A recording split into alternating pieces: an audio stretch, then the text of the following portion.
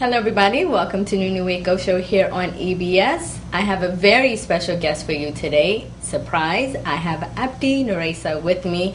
Yes, you've been asking for him to appear on NuNu, but I kind of beat her to the punch because I knew him in a different format than as a musician. But thank you so much for making time to appear on NuNu Wako Show. Thank you for having me here. Yeah. So, Abdi, I initially came, across you when we experienced something tragic in the Ethiopian community, and you were quite vocal. But before we get to all of that, I took the chance to say, you know what, I don't know the person that everybody is getting to know, so maybe I should just give that platform to my audience and see what they want to know about Abdi. So, the first question was, who is Abdi Nuressa? So who is Abdi Nuressa? Well, Abdi Nuressa is just an ordinary human being, I just,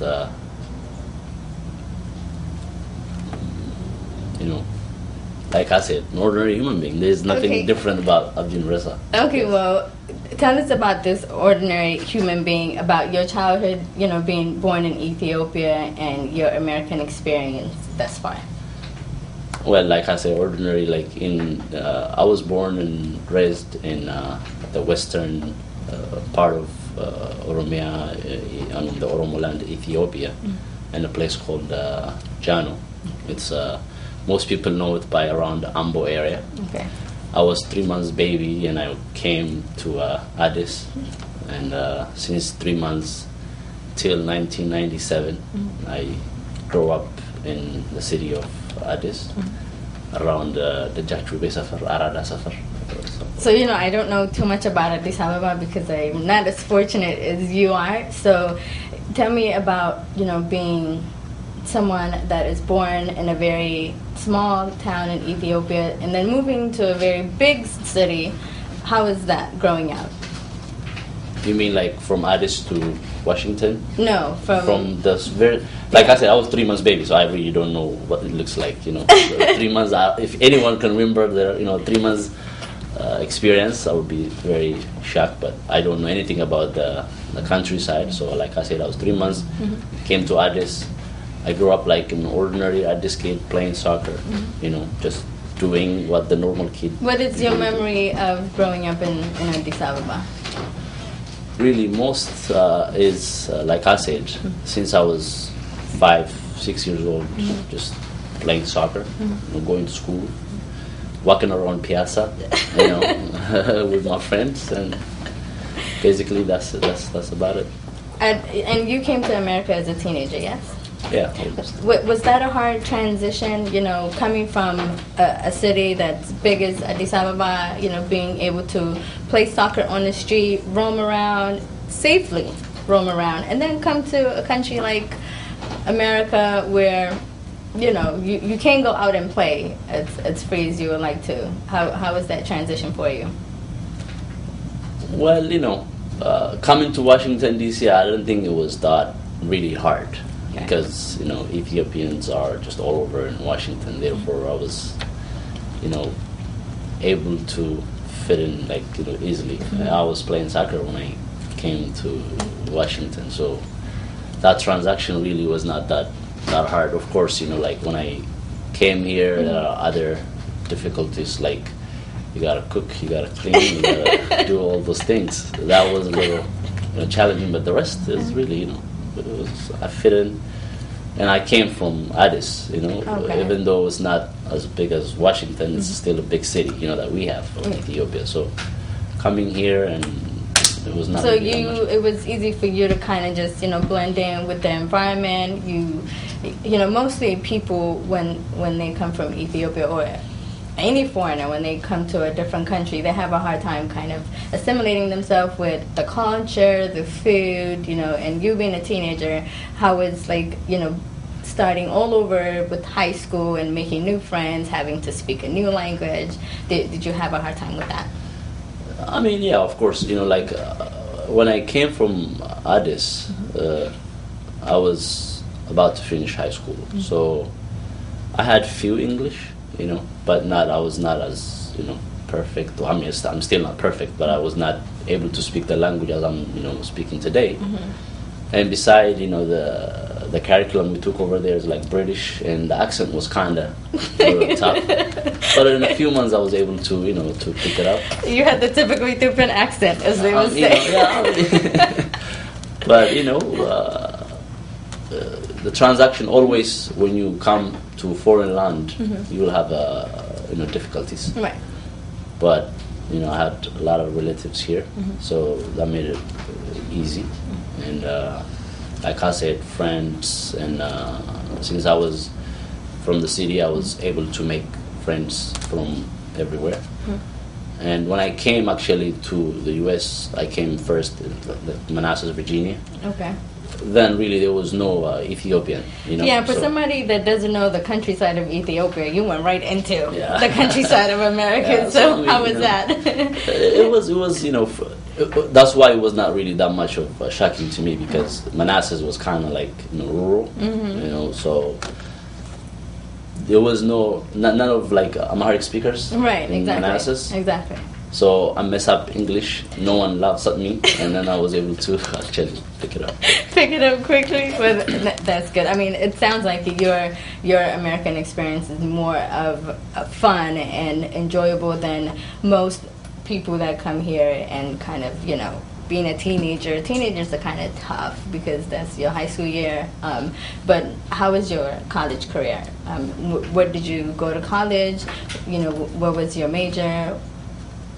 I studied some business, but I was not able to finish it because I jumped into this music, and from there on, I mean, I still have the plan to go back and finish, but gotta do the CD, and then of course there was work and all that stuff, so I put schooling on hold for a while. And speaking of pausing your college career for music, is this something that you knew as a youngster back in Ethiopia, that you wanted to do this? I mean, did you grow up looking up to certain musicians when you were in Ethiopia and saying, what, I don't know if I could possibly sing, but one day I want to be like them? To be honest, I never say that I will sing. I mean, growing up, I used to sing like in the shower. I used to sing like just in random places. But like usually, when like people do like neighbors do like weddings, in Addis, they have like they start singing like a month prior to the wedding date. They do? Yeah, that's what they do. Like I'm learning. Yeah, So it's like every night I go there, and then I sing, and people of course clap for me or whatever. And then so you were like a karaoke singer at a wedding. Yeah, I mean, it was just, we were just doing for fun. I mean, I was a little kid then, I mean, I was a teenager.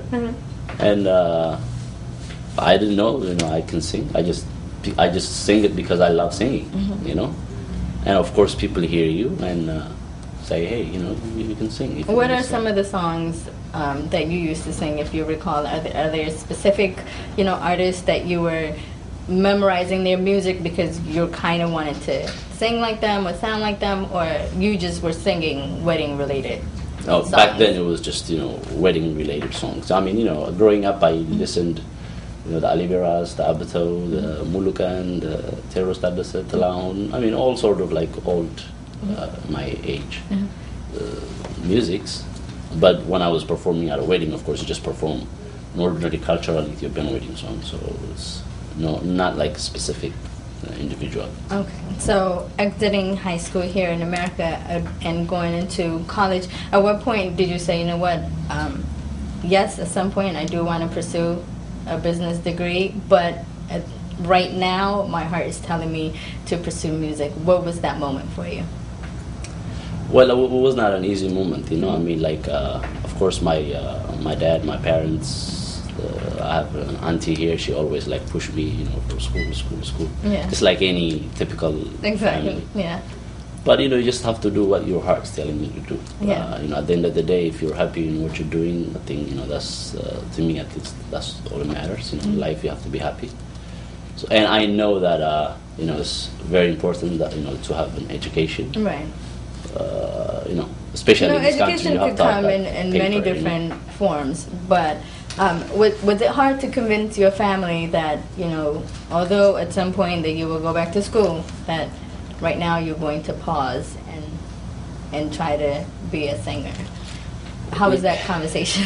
Actually, the thing is, like, the decision was here, so my parents are back home. Oh. So, they made it kind of easy. Made it easy, I make not my own decision, I have, like, a lot of, like I said, a lot of relatives here.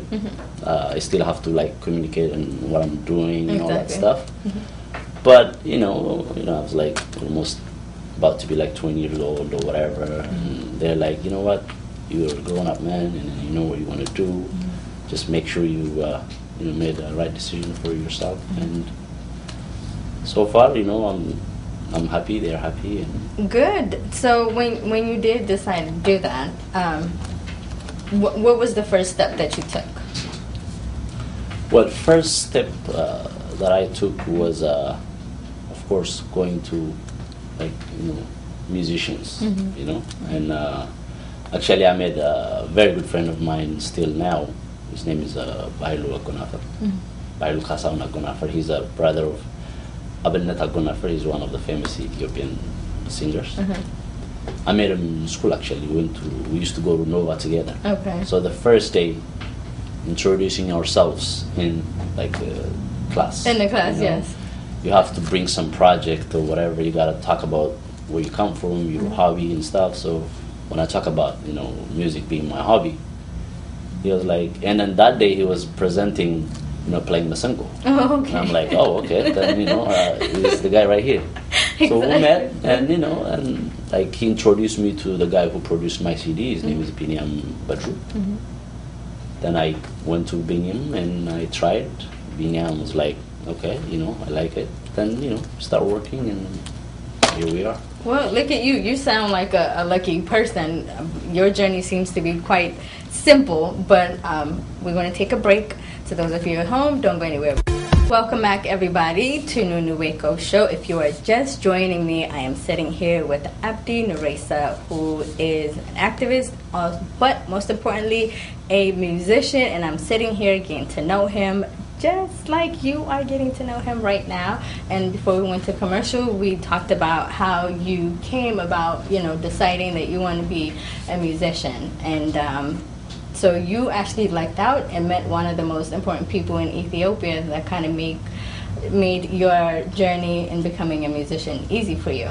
So in meeting Abinet, what was the first thing that you guys decided that you wanted to do? Yeah, just a correction. I met Bahailu, Abdi Nuresa's brother. Bahailu, yes. See, you're Yes. confusing me. Yeah. Two brothers in the same sentence. They're yes. both musicians, Yes. So, like I said, I met him, and then we start talking, I'm like, since I was a little kid, I was singing. I like to listen to music, and basically with him, he said he went to, Yared Music School in Ethiopia. Bahailu actually is a very genius musician. He knows different types of, he plays the keyboard, I think the saxophone or the trumpet, one of those, and also the masenko, the krar. So he's like, multi-talented guy. Okay. So, he introduced me to Binyam, and Binyam plays the keyboard and also little, the krar, Ethiopian instrument. And then I met Binyam, and then he started testing my vocals, and he liked it, and then we start working. While we were working my album, we were doing like live shows, weddings and concerts and all that stuff. So the advantage that you have over musicians in Ethiopia is that you're in America, you have more resources. You might not have, you lucked out and met the right people, but even if you don't meet the right people, you have access to a plethora of producers, writers, and studios that you could easily rent and access. But as a singer, did you know how to play any instruments? Well, I don't want to say yes because I don't know. I have keyboard at home. I play when I try to create some kind of new melody stuff, I do some, but I can't take it up on the stage and then play. Right now I'm just a vocalist. I just sing. So in the process of creating, working on your first CD, what are some of the things that you did? Did you write some of your own music, or did you have co-writers? Just take me through the journey that you took in creating your first CD. Yeah, the first CD,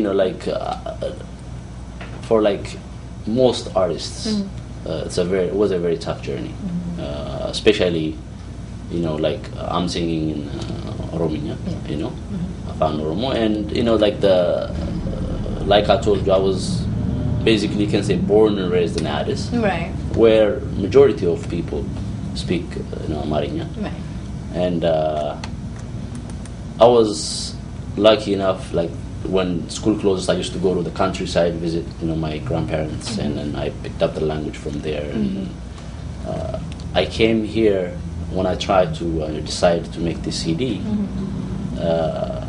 I know a lot of people in the Oromo community, who helped me on this CD.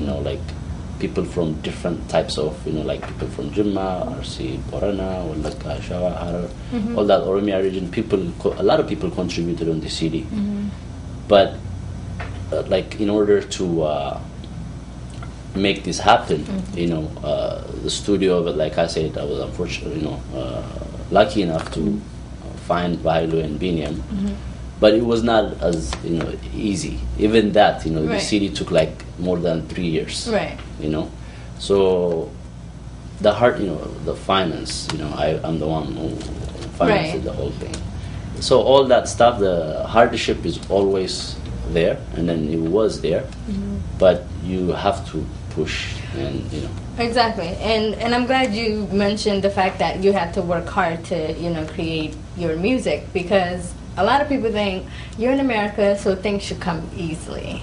And did it come easy for you? Because did you have to work and then go into the studio at nighttime?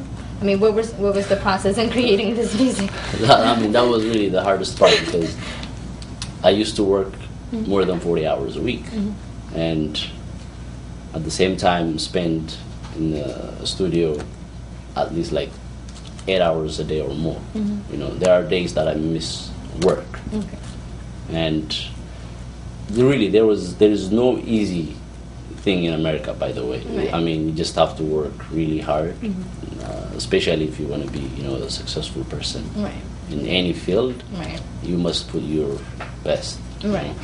So I really, during those 3 years, I was testing myself. So patience, it needs patience, it needs hard work, it needs just a whole lot of things. Absolutely. So it was not an easy journey. Okay. And being an individual that, did not speak Oromo fluently, how did you come into a decision that, as an Ethiopian, that you wanted to sing in Afaan Oromo as opposed to singing in Amarinya? And how difficult was it to actually, learn to sing in Orominya and write the kube and properly write it and make sure that, your music is actually flowing and things like that? Well, if you need it, really anything is, possible. You can do whatever you want if you put your minds to it. It was not, of course, easy again. Like I said, there's nothing easy, but the main reason why I wanted to really work on Afaan Oromo is I love Ali Biraz and the artists that before me. They're my idols, especially Ali Bira. And actually during that time, Ali did such an amazing art of work, as far as the music concerned. But from there on, most of our musics, they're not really arranged professionally. The standard, when we do music videos, I didn't really like the quality and then the standard versus, the rest of if you go Amharic songs, the way they are being, written, arranged, and then the music videos, there's quality. So as an Oromo person, I have that responsibility, and I put it on myself and I say, I have to learn the language, Right. and then I gotta make sure that this art is really competing with the rest of the art. So I'm still learning. Right. You know, the language is still in the process of learning. I'm not like 100% fluent. Right. But So- in making that positive critique that you made of the Oromo artist, as opposed to the Amara artist, do you think one lacks resources as opposed to the other? Does the region, like location of region has a lot to do with the type of videos that they can produce? Or, I mean, you're in America, so you have, access to proper resources. Yeah, I mean, here you can do really anything. Anything's possible here, Right. so especially nowadays. Before in Ethiopia, I mean, like Amharic, they've been singing Amharic for a really long time, Right. and the art, the language, and all that. We see it today. It's kind of growing, and then a lot of singers. If you see the amount of Amharic singers and then amount of Oromo singers, it's not even comparable. So I don't want to talk about like the back Right, history or absolutely. whatever, but it's like I just wanted to make a point that as the Oromo art can be as good or even better, like any art in the world. Okay. Not I made that comparison because we are No, in that you definitely country. have to have something that you can compare yourself to, and I think that it's a proper comparison because one has been in existence longer than the other, and we have to start somewhere either way. But your music, you said it's a bit different than your predecessors. So what makes you different than them? What are you doing that's different than their music? When I say different in a sense is like the arrangement wise, No, I'm not a musician, so you have to speak like broken English as to what an arrangement is. Arrangement is basically, maybe Tammy will speak more than I do, but what basically is. Let me give you this example. When I did this CD, I try to deal with the people who have music shops back home. They're the one who's buying it. Right. You call it here like record labels or Yes. whatever. And they heard my CD, my music, and then they say, "Hey, you gotta make it sound like this type of music." They send me one CD from back home. Okay. So when I hear that music, that one has more of the saxophone and then drum. It's not really the level of the instruments in there. The way, like the chord, was put, is it properly or not? That kind of depth music knowledge usually is not put in our music back home. Right. So I took my CD and then that CD to a guy named called Charlie. He's an American guy. He usually masters Abagaz's work most of the time. So he knows Ethiopian music. Okay. basically. So I gave it to him, both mine and then that CD, and then he heard both. And then he said, if I have to buy, I'll buy yours. Okay. Because at least I can understand the music. Okay. Even though I don't understand the language, Okay. I understand the music. So what I'm trying to say is, the music that used to be arranged, now actually is improving. But Okay. before it's like people who do it Okay. have really little knowledge of music when it comes to the Oromo art before, especially back home. Okay. So we're trying to change that. People who are doing music has to be professional, and since music has its own language to communicate, to the world, we gotta make sure people who are doing it know exactly what they're doing. Okay. So this one is done by a professional that anyone can listen and then understand at least the musical part of it. Good. Now I know what arrangement means, and I hope you are